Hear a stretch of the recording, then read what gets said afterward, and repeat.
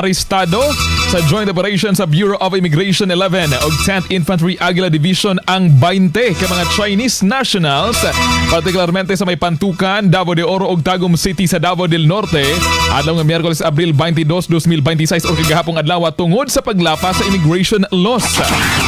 Gani sumala sa otoridad ang operasyon gipahigayon aron nga ipatuman ang Mission Orders 2026-151 o 152 batok sa mga langyaw nga walay hustong papeles.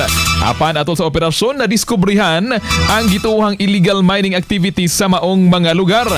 Walay napakitang permits o dokumento ang mga naaresto o nakitaan sa site ang mineral resources, heavy equipment, eksplosibo o mga uniforme gilangkuban sa Chinese People's Liberation Army ko na PLA. Sa inisyal nga investigasyon, nasayran nga ang mga individual naka-tourist visa lamang o posibleng nag-overstay na. Hinungdan nga mahimong kasuhan ubos sa Philippine Immigration Act of 1940 o Philippine Mining Act of 1995. Padayon karon ang ilawom nga investigasyon sa mga otoridad aron nga masuta ang gilapdon sa illegal mining o posibleng koneksyon ini sa mas dakong network sa illegal nga kalihukan.